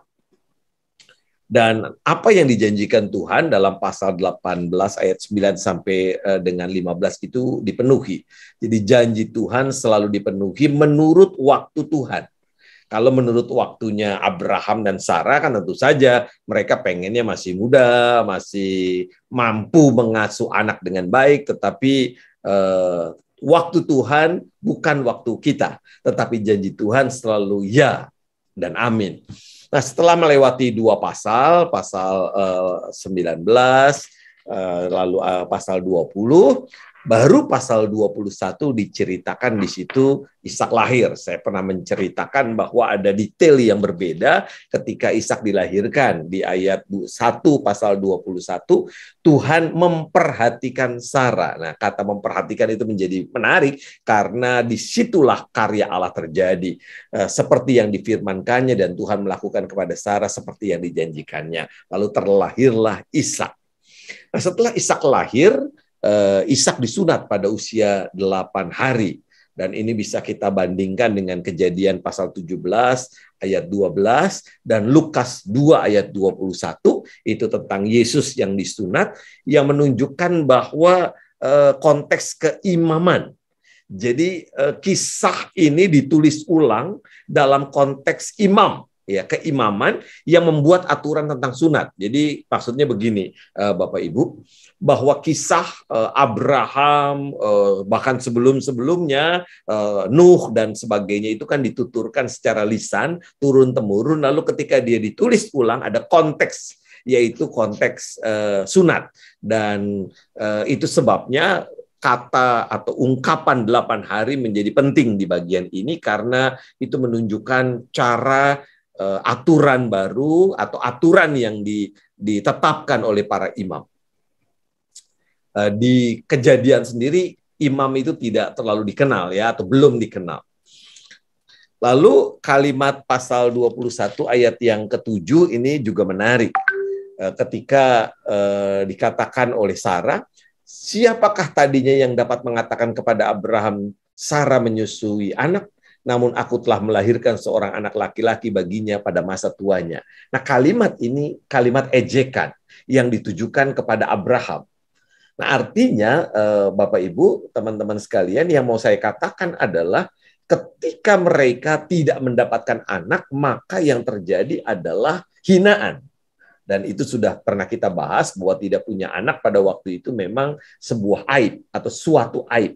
Itu sebabnya hinaan-hinaan muncul dan ini menunjukkan bahwa penderitaan mereka termasuk pada kata-kata. Dan kata-kata kan katanya senjata yang sangat tajam yang melukai. Kalau sekarang itu kata-kata netizen itu sangat mempengaruhi hidup para selebriti. Jadi kata-kata itu, the power of word itu luar biasa. Nah, Ishak kemudian bertumbuh dan disapih menurut tradisi pada usia kurang lebih 3 tahun. Itu tradisi yang berlaku pada waktu itu. Dan penyapihan itu menjadi peristiwa penting sehingga dipestakan. Jadi salah satu pesta anak pada waktu itu bukan ulang tahun, tetapi ketika mereka disapi. Nah, menariknya tidak ada catatan pesta semacam itu yang dilakukan untuk Ismail. Nah, apakah ini menyangkut posisi Ismail karena dia dalam tanda kutip tidak dianggap anak Abraham secara langsung, atau ada sesuatu yang mau menunjukkan bahwa memang Ismail tersingkir dari silsilah keluarga Abraham. Nah, kisah pengusiran Ismail memang telah dijelaskan minggu lalu. Nah, saya hanya mau menegaskan ulang karena ini menjadi penting terkait juga dengan Ishak. Bahwa sebenarnya Allah telah menunjuk Ishak sebagai orang yang mengikat perjanjian atau diikat perjanjian dengan Allah. Dalam Kejadian 21 ayat 12 sampai dengan 13, saya akan bacakan. Ketika ketika Sarah kemudian meminta Abraham mengusir Ismail, di situ dikatakan, janganlah sebal hatimu karena hal anak dan budakmu itu. Dalam segala yang dikatakan Sarah kepadamu, haruslah engkau mendengarkannya, sebab yang akan disebut keturunanmu ialah yang berasal dari Ishak. Jadi yang disebut keturunan Abraham adalah yang dari Ishak. Tetapi keturunan dari hambamu itu juga akan kubuat menjadi suatu bangsa karena ia pun anakmu. Jadi secara langsung Ishaklah yang melanjutkan perjanjian dengan Allah, bukan Ismail. Dan itu sebabnya yang dipilih adalah Ishak. Apakah Ismail dibiarkan? Minggu lalu kita sudah membahas, tidak. Ismail tetap juga dipelihara dan mendapatkan berkat dari Tuhan. Nah, tetapi sebelumnya ada juga penegasan. Jadi ini penegasan nggak cuma sekali, Bapak Ibu. Penegasan juga ada dalam pasal 17 ayat 18 sampai dengan 19. Saya bacakan ya. Dan Abraham berkata kepada Allah, sekiranya Ismail diperkenankan hidup di hadapanmu. Sudah dijelaskan oleh Kak Windy minggu lalu apa artinya. Dan ayat 19, tetapi Allah berfirman, tidak, melainkan istrimu Sarahlah yang akan melahirkan anak laki-laki bagimu, dan seterusnya. Jadi memang Allah memilih Ishak sebagai anak Abraham, dua-duanya anak Abraham. Allah memilih Ishak sebagai kelanjutan perjanjian kepada Abraham dan keturunannya. Dan kalau kita membaca perjanjian lama, tidak ada alasan sebenarnya kenapa Allah memilih Ishak. Apakah karena dia anak dari budaknya? Tidak ada alasan itu. Tidak disebutkan, paling tidak dalam Alkitab. Tetapi kalau kita mengacu pada kisah-kisah pemilihan Allah di dalam Alkitab perjanjian lama khususnya, maka pemilihan itu adalah hak prerogatif Allah. Jadi Allah memilih berdasarkan pilihannya, berdasarkan hikmat dari Allah itu sendiri, bukan karena orang yang dipilihnya. Kita misalnya menyebut salah satu contoh yang paling kelihatan adalah kenapa Allah memilih Israel. Bukankah ia bangsa yang terkecil? Tidak ada alasan, hanya karena kasih Allah semata-mata. Apakah Allah tidak mengasihi Ismail? Mengasihi, itu sebabnya dipelihara. Tetapi pilihan itu dijatuhkan Allah kepada Ishak.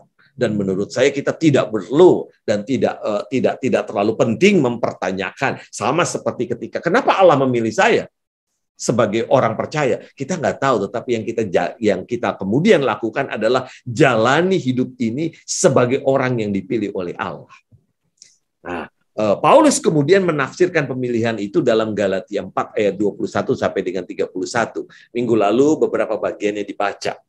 Saya akan mengulangi saja untuk menegaskan. Paulus mengatakan dalam Galatia 4 ayat 23, tetapi anak dari perempuan yang menjadi hambanya itu diperanakan menurut daging. Dan anak dari perempuan merdeka oleh karena janji. Jadi anak perempuan merdeka itu Sarah, anak menurut daging itu budak Hagar. Jadi kata daging ini menurut saya menarik, dipilih oleh Paulus untuk menggambarkan upaya manusia. Jadi kelahiran Ismail itu adalah upaya atau ketidaksabaran Abraham menantikan janji, lalu mencari jalan keluar. Itu sebabnya disebut diperanakan menurut daging.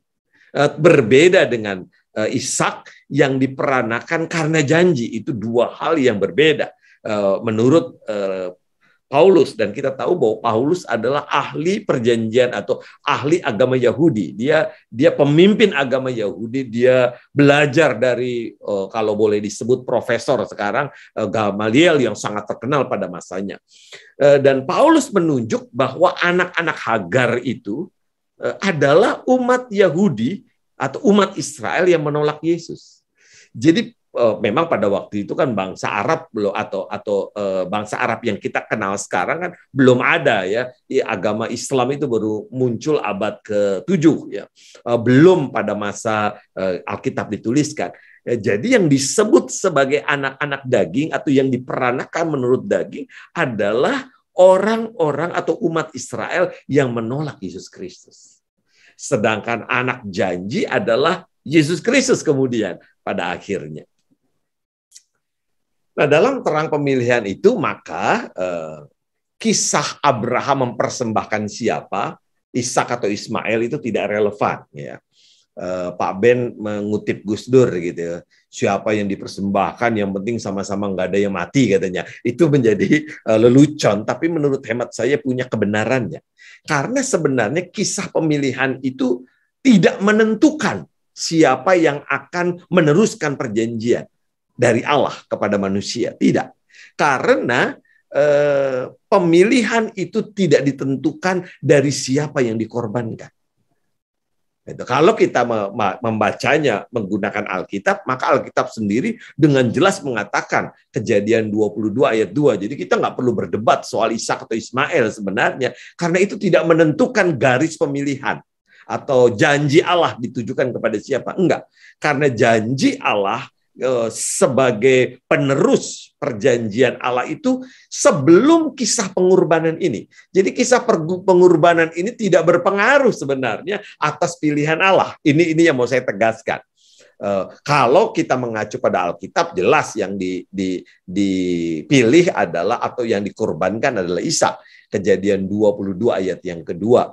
Ambillah anakmu yang tunggal itu yang engkau kasihi, yakni Ishak. Jadi anak yang tunggal. Mengapa tunggal? Karena Ismail telah diusir. Tetapi kalimat inilah yang kemudian menjadi perdebatan. Ada orang yang menafsirkan kata tunggal itu sebagai sulung. Nah, jadi ambillah anakmu yang sulung itu, gitu ya. Nah, kata sulung itu menunjuk kepada Ismail. Justru menurut hemat saya dan juga banyak penafsir yang lain, terjemahan itu salah konteks dan salah bahasa ya. Jadi jelas kalimat yang dipakai di situ adalah anak yang tunggal, dan yang disebut anak Abraham yang tunggal adalah Ishak karena Ismail telah diusir. Nah, kalau kita kemudian membandingkan, ini masih perdebatan soal Ishak atau Ismail, bahkan kalau kita membaca Quran sendiri, Al-Quran tidak menegaskan sebenarnya siapa yang dikorbankan. Kemarin saya punya Al-Quran di rumah, lalu saya baca-baca itu, dan memang tidak ditegaskan siapa, bahkan secara samar-samar sebenarnya menunjuk kepada Ishak. Nah, itu sebabnya ada sampai hari ini ada perdebatan tentang siapa yang dikorbankan. Misalnya salah satu contohnya yang sempat viral di Indonesia itu tulisan Ulil Abzar Abdallah ya, dia jaringan Islam liberal yang mengatakan bahwa sebenarnya yang dikorbankan adalah Ishak.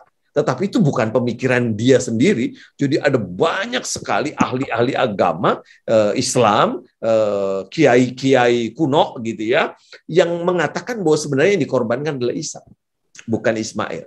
Tetapi atas kesepakatan para ulama dipilihlah Ismail. Walaupun dasarnya bukan di Al-Quran tetapi hadis sebenarnya. Nah, ini untuk informasi saja untuk kita semua. Jadi masih dalam perdebatan.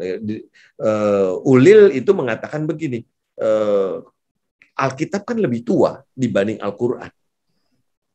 Secara kronologis Alkitab pasti lebih tepat menggambarkan bahwa yang dikorbankan adalah Ishak. Lalu yang kedua, Kalau yang dikorbankan Ismail tentu dampaknya tidak terlalu mengguncang gitu ya, karena kan dalam tanda kutip ini kan anak budak gitu ya. Kalau anaknya sendiri itu mengguncang. Nah, karena dituliskan dalam kitab suci, baik itu Al-Quran maupun Alkitab, maka pasti peristiwa itu mengguncang. Nah, dalam logikanya yang ditulis oleh Ulil, mestinya yang dikorbankan adalah Ishak, bukan Ismail. Nah, sekali lagi ini bukan hanya pemikiran dia, tetapi ada banyak pemikiran ulama-ulama baik kuno maupun modern tentang siapa yang dikorbankan. Nah, tetapi saya juga mau menggarisbawahi bahwa yang dikorbankan itu tidak terkait dengan pilihan Allah.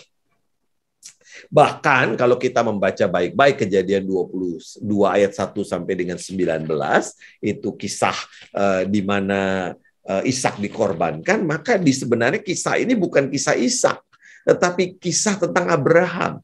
Abraham diuji kepercayaannya, itu judul yang dipakai dalam LAI, Alkitab LAI, dan judul itu benar gitu ya. Karena di bagian ini peran Ishak tidak terlalu banyak. Dia hanya bertanya sekali dalam ayat yang ketujuh. Di dalam ayat yang ketujuh pasal 22. Lalu berkatalah, lebih tepatnya bertanyalah Ishak kepada Abraham ayahnya, "Bapa," saut Abraham, "Ya anakku." Bertanyalah ia, "Di sini sudah ada api dan kayu, tetapi di manakah anak domba untuk korban bakaran itu?" Jadi hanya itu, lalu Abraham lalu dia bungkam. Tidak ada pernyataan lain dari Ishak. Bahkan kalau kita membaca di ayat 19, ketika Abraham turun bersama dengan budaknya, bersama dengan hambanya, dengan bujangnya, nama Ishak tidak disebutkan.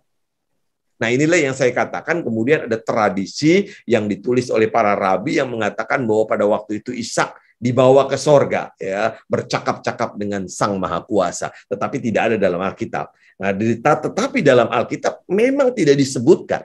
Di ayat yang ke-19, kemudian kembalilah Abraham kepada kedua bujangnya itu, lalu mereka bersama-sama, itu kan kalau dalam bahasa Indonesia berarti Abraham dan bujangnya, berangkat ke Beersheba, dan Abraham tinggal di Beersheba. Tidak ada kata Ishak di sana. Nah, kisah ini membuat kita mengenal Allah. Jadi jadi hasil dari ujian kepercayaan Abraham membuat kita mengenal Allah sebagai Tuhan yang menyediakan. Disebutkan dalam Alkitab kita yang sering disebut sebagai Adonai Yireh. Ini terkenal sekali, kata ini terkenal sekali ya. Adonai Yireh, Allah yang menyediakan. Dan kalimat iman Adonai Yireh inilah yang menurut hemat saya berdampak dalam kehidupan kita, orang percaya sampai hari ini, bahwa Tuhan tidak akan pernah membiarkan anak-anaknya jatuh tergeletak. Kenapa? Karena Dia akan menyediakan.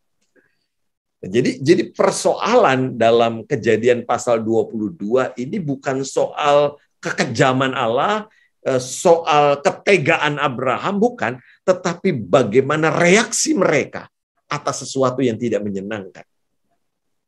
Nah, ini kan problem penting ya dalam hidup ini. Bagaimana kita bereaksi atas realitas hidup kita yang mungkin membawa kita pada penderitaan. Nah, ada reaksinya lari, ada yang reaksinya diam saja, ada reaksinya tidak peduli. Abraham reaksinya adalah taat kepada Bapa sebab Tuhan akan menyediakan. Nah, ini menarik sekali di bagian ini. Nah, kemudian nama Ishak tidak ada lagi, baru muncul kemudian dalam pasal 24 ya, yang kemudian bicara secara utuh atau secara komplit tentang Ishak. Tetapi pasal 24 ini bicara tentang mencari jodoh buat Ishak. Dan itu dituturkan panjang lebar ya. Di pasal 24 itu isinya tentang perjodohan Ishak. Nah, kenapa ini penting ya? Karena kisah atau catatan dalam pasal 24 ini bicara tentang kemurnian. Dan salah satu bentuk kemurnian adalah tidak bolehnya orang-orang atau bangsa pilihan Allah kawin-mawin dengan bangsa lain. Kira-kira begitu. Di dalam Kejadian pasal 24 disebutkan di sana Abraham sudah tua, sedangkan Ishak belum menemukan pasangannya, lalu Abraham menyuruh hambanya yang setia dalam Kejadian pasal 15 ayat yang kedua, namanya Eliezer orang Damsyik. Dia disuruh pergi mencarikan pasangan bagi Ishak di tempat asalnya. Nah, sekali lagi untuk menjaga kemurnian keturunan. Nah, kalau ada banyak studi tentang kawin sepupu ini, dan salah satunya adalah untuk menjaga tanah. Kenapa tanah? Karena tanah itu adalah hal yang amat penting bagi orang Timur Tengah. Dan tanah inilah yang banyak sekali dibicarakan dalam Alkitab. Itu sebabnya ada tanah dikembalikan setelah tahun Yobel dan seterusnya dan seterusnya. Nah, itu sebabnya mereka menjaga kemurnian keturunan dengan mencarikan pasangan dari tempat asalnya. Dan itulah yang dilakukan oleh hamba Abraham. Dari percakapan antara Abraham dengan hambanya, kita sedikit menemukan gambaran tentang siapa Ishak. Kita bisa melihat di sini bahwa hambanya bertanya kepada Abraham, bolehkah ia membawa Ishak untuk mencari istri? Jadi kan tentu saja ya yang akan menikah kan Ishak. Dan rasanya wajar sekali kalau Ishak menemukan sendiri pasangannya sebagaimana umumnya manusia. Nah, tetapi Abraham menjawab dengan tegas. Ketika hambanya bertanya, boleh nggak? Dia tetap mencarikan, tetapi Ishak yang menentukan. Mestinya kan logikanya begitu. Tetapi Abraham menjawab dengan tegas, awas, jangan kau bawa anakku itu kembali ke sana. Jadi anaknya itu nggak boleh, dan itu diulangi lagi pada pasal 24 ayat yang ke-8. 2 kali ditegaskan, dan gambaran ini memperlihatkan bagi sejumlah penafsir sosok Ishak yang rapuh, dan karena itu dia diproteksi. Dan ini menurut saya menarik ya, karena dikaitkan dengan pemilihan Allah.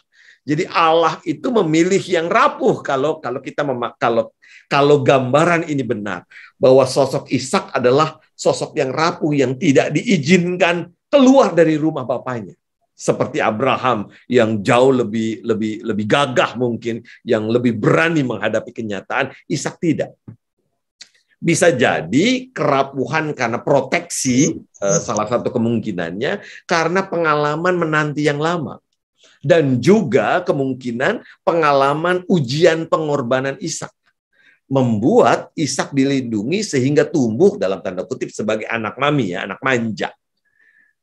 Nah, selain itu, ini imajinasi atau tafsir ya. Jadi menafsirkan dari kalimat pasal 24 ayat yang ke-6 dan pasal 24 ayat yang ke-8. Jadi dugaan kita Ishak itu rapuh. Nah, selain itu syarat perempuan harus bersedia dibawa ikut oleh hamba Abraham itu semakin menguatkan bahwa gambaran proteksi Abraham dan Sarah atas Ishak itu begitu kuat. Jadi bukan Ishak yang pergi, tetapi perempuan itu yang ditarik. Gitu loh. Nah, ini bukankah Kejadian mengatakan bahwa laki-laki harus keluar dari rumah bapaknya untuk menikah dengan perempuan, kira-kira begitu ya.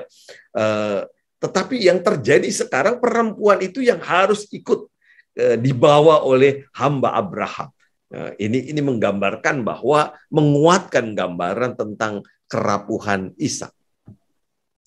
Nah, dalam perjalanan pencarian itu Eliezer berdoa sekaligus menambah kriteria. Jadi kriteria ini nggak disebutkan oleh Abraham, tetapi ditambah oleh sang hamba Abraham yang setia itu, yaitu kuat dan ramah. Kita bisa melihat di doanya di pasal 24 ayat 12 sampai dengan 14. Jadi dalam doanya itu dia menambah 2 kriteria, kuat dan ramah. Selain dari bangsanya, dari keturunan kampung halaman Abraham. Nah, ikhtiarnya, usahanya itu berhasil, hadirlah Ribka, seorang gadis yang cantik. Ini bonus karena cantik itu nggak dibicarakan sebelumnya. Keturunan Nahor, saudara Abraham yang memenuhi kriteria yang diharapkan. Dan hal itu, ini saya kutip karena menarik sekali, hal itu membuat Eliezer, orang Damsyik itu berlutut dan berdoa. Terpujilah Tuhan, Allahku Tuanku Abraham, menunjukkan bahwa sebenarnya dia belum tentu mempercayai Allah YHWH itu, tetapi dia tetap mendoakan atau berdoa dengan cara sebagaimana sang Tuhan melakukannya. Yang tidak menarik kasihnya, ini kalimatnya menarik banget ya, yang tidak menarik kasihnya dan setianya dari Tuanku itu.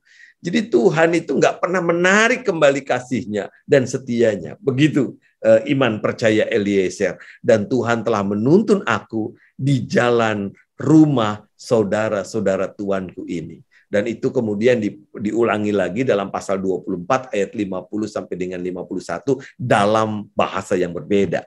Nah, di balik doa itu ada sebuah keyakinan iman bahwa selalu ada Tuhan pada karya dan harapan manusia. Selalu ada tangan Tuhan yang tidak terlihat, ya, invisible hand gitu ya, dalam karya dan harapan manusia. Dan inilah yang seringkali dilupakan oleh kita manusia.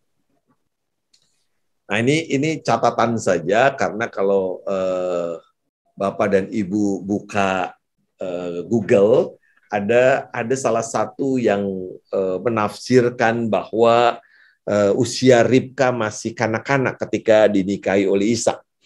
Jadi Ishak itu katanya pedofil ya, karena menikahi anak di bawah umur. Penafsiran itu berangkat dari Kejadian 24 ayat 13. Di situ kan disebut di sini berdiri di sini aku berdiri di dekat mata air, dan nah ini bagiannya, anak-anak perempuan penduduk kota itu datang keluar untuk menimba air. Jadi anak-anak perempuan. Nah, memang umur Ribka tidak disebutkan dalam teks, tetapi menafsirkan anak-anak perempuan itu berarti atau bermakna anak-anak di bawah umur rasanya tidak masuk dalam logika. Yang pertama, logika besarnya adalah, ini masih logika, belum teks ya. Secara logis, kalau ada anak-anak di bawah umur ikut pergi ke sumur, mereka bermain dan bukan bekerja. Kan biasanya gitu ya, karena dia masih anak-anak. Kalau memang itu anak-anak di bawah umur. Tetapi rasanya nggak mungkin kalau anak-anak bekerja. Sedangkan Ribka dalam teks kita bekerja. Jadi bahkan dari teks kita bisa melihat yang pertama, kesigapannya dalam menimba air. Pasal 24 ayat 18 sampai dengan 20. Dan kalau kita bicara soal kesigapan, itu berarti dia sering menimba air. Nah, itu sebabnya rasanya tidak mungkin dia masih anak-anak. Lalu yang kedua, Ribka diajak berdiskusi untuk menentukan masa depannya. Dalam pasal 24 ayat 58, ketika dia ditanya, mau nggak sih sama si Ishak itu, dia jawab mau. Nah, selain itu dari sudut bahasa, pada pasal 24 ayat 16 disebutkan ada kata perawan, bahasa Ibraninya betulah, yang menunjukkan pada kesiapan seorang gadis untuk menikah. Jadi kata betulah ini bukan soal dia tidak pernah berhubungan seks, tetapi bicara soal kesiapan seseorang atau kematangan seseorang untuk menikah. Jadi apa yang ditafsirkan, mungkin kita pernah membacanya di media sosial, itu sama sekali tidak didukung oleh teks itu sendiri dan oleh logika common sense. Lalu singkat cerita, Ribka berjumpa langsung dengan Ishak. Ya, ini menarik nih Bapak Ibu. Ribka tampaknya lebih aktif dibanding dengan Ishak. Dialah yang bertanya, sekaligus dia yang berinisiatif. Ketika itu kan dia tanya kepada hamba Abraham, siapa dia? Gitu kan. Lalu dia sekaligus berinisiatif menutup wajahnya dengan cadar pada pasal 24 ayat yang ke-65. Nah, menutup cadar menurut hukum pada waktu itu menunjuk pada perempuan yang sudah menikah.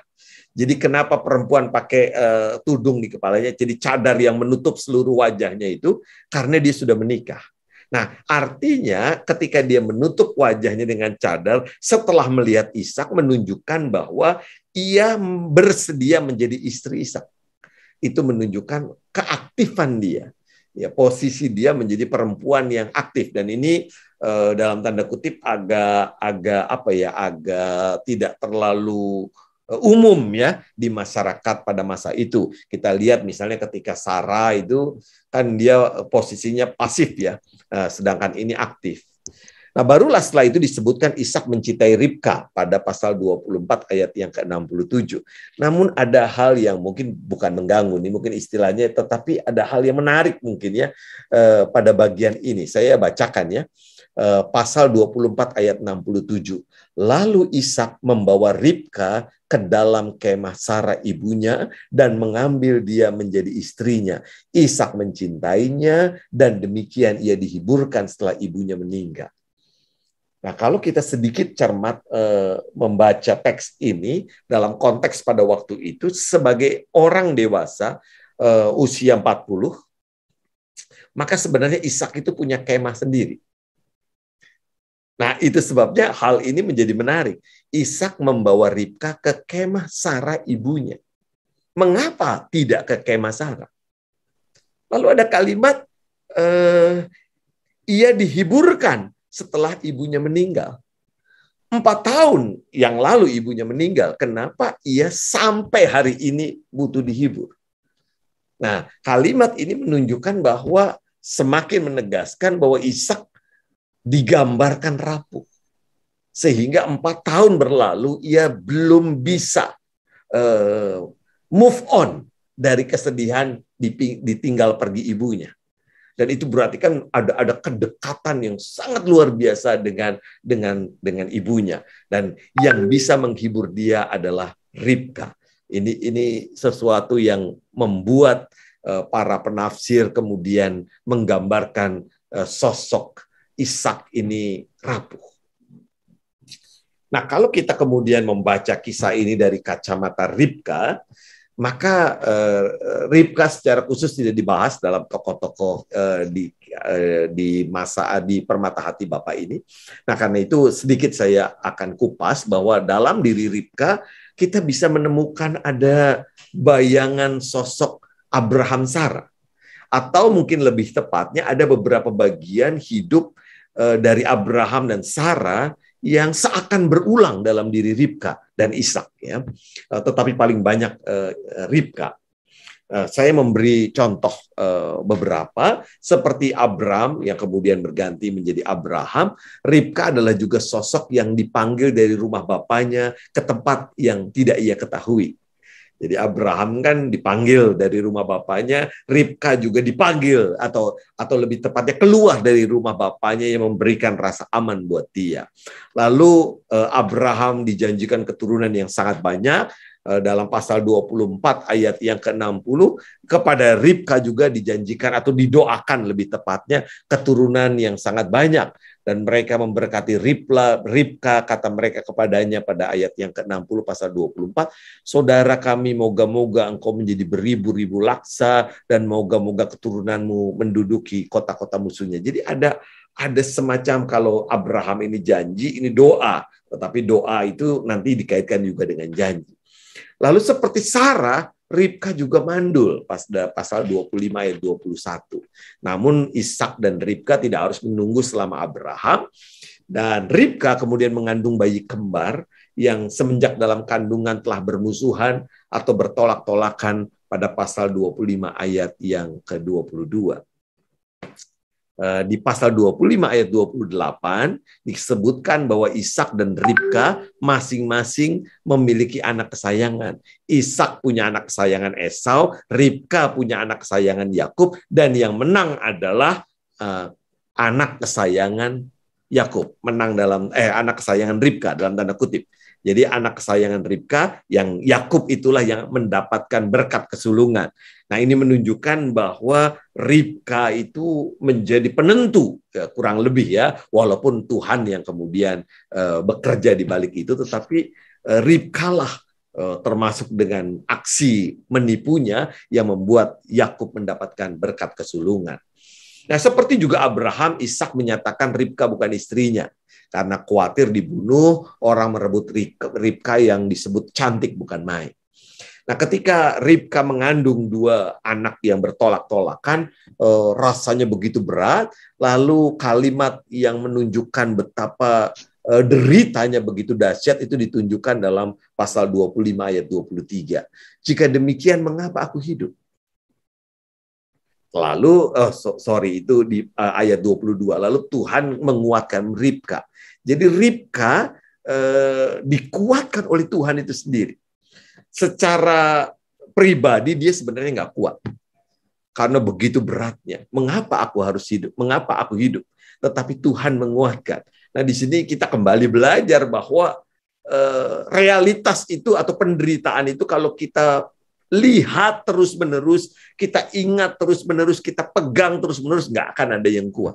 Nah, itu sebabnya marilah kita berelasi dengan Tuhan yang selalu berfirman dalam hidup kita, dan disitulah kita dikuatkan. Dan agaknya di dalam pasal 25 ayat 23 itu ada pernyataan yang mengatakan begini, 2 bangsa ada dalam kandunganmu, dan 2 suku bangsa akan berpencar dari dalam rahimmu. Suku bangsa yang satu akan lebih kuat dari yang lain. Nah, ini menarik. Dan anak yang tua akan menjadi hamba kepada anak yang muda. Agaknya bagian inilah yang kemudian dipegang oleh Ribka dan diusahakan terjadi. Karena menurut bagian ini Tuhan telah memilih dari dalam kandungan. Jadi Tuhanlah yang telah memilih, Ribka hanya sebagai jalan gitu ya. Jadi kalau kita misalnya kemudian membaca kasus ini, kasus penipuan, sebenarnya nggak usah Ribka melakukan apapun, Tuhan memang sudah memilih dari dalam kandungan. Nah, tetapi pernyataan ini menunjukkan bahwa Ribka secara manusiawi menjadi pengendali berlangsungnya perjanjian Allah kepada Yakub. Dan itu sebabnya ia menipu Ishak. Karena tua dan matanya kabur, Ishak kemudian memberikan, kita tahu ceritanya, nanti akan diteruskan selanjutnya. Ishak memberikan berkat keseluruhan kepada Yakub dan bukan Esau pada pasal 27. Nah, Ishak kemudian disebutkan mati pada usia 180 tahun pada pasal 35 ayat 28, dan kisahnya kemudian berakhir dengan kematian ini.